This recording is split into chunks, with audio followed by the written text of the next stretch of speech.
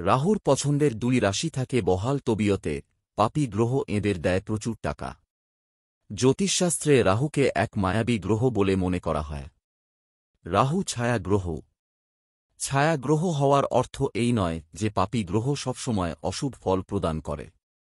রাহু কিছু অবস্থায় শুভ ও নেতিবাচক ফলও দিয়ে থাকে। কখনো কখনো রাহু এমন ইতিবাচক ফল দেয় যা কল্পনাও করতে পারবেন না। এরকম অবস্থায় রাহুর কিছু প্রিয় রাশি রয়েছে। এদের ওপর রাহু সবসময়ই কৃপাদৃষ্টি দিয়ে থাকেন। সিংহ রাশি। সিংহ রাশিকে রাহুর প্রিয় রাশি বলে মনে করা হয়। যখন রাহু সিংহ রাশিতে থাকে তখন শুভ প্রদান করে থাকে। জ্যোতিষশাস্ত্র অনুসারে রাহু সিংহ রাশির জীবনে আচমকাই অর্থ লাভ করায়, জীবনে বদল আনে। রাহু সব ধরনের সুখ প্রদান করে। বৃশ্চিক রাশি। এই রাশি রাহুর খুব প্রিয় রাশি। যাদের বৃশ্চিক রাশি তাদের রাহু ভালো ফল প্রদান করে থাকেন। এরকম মানুষ ব্যবসা ও চাকরিতে দারুণ ফল করেন। এদের আয়ের নতুন রাস্তা খুলে যায়। অর্থের অভাব হয় না। এরা জীবনে হঠাৎ করে উচ্চ পদ পেয়ে যান। রাহুর স্বভাব জীবনে হঠাৎ করে ঘটা কোনো ঘটনার কারক হিসাবে ধরা হয় রাহুকে।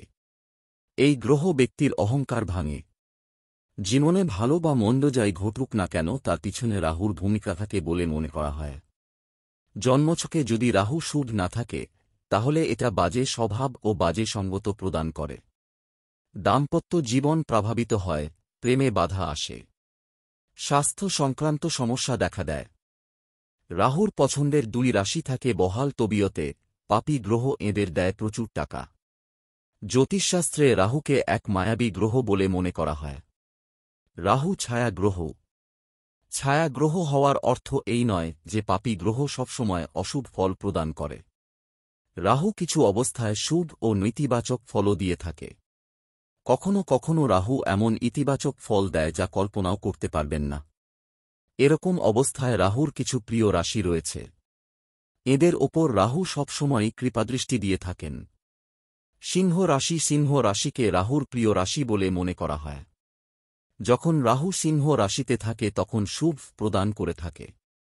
জ্যোতিষশাস্ত্র অনুসারে রাহু সিংহ রাশির জীবনে আচমকাই অর্থ লাভ করায়, জীবনে বদল আনে।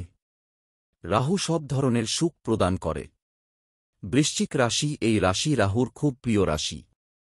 যাদের বৃশ্চিক রাশি তাদের রাহু ভালো ফল প্রদান করে থাকেন।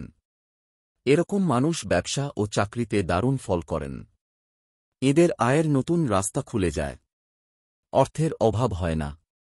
এরা জীবনে হঠাৎ করে উচ্চ পদ পেয়ে যান।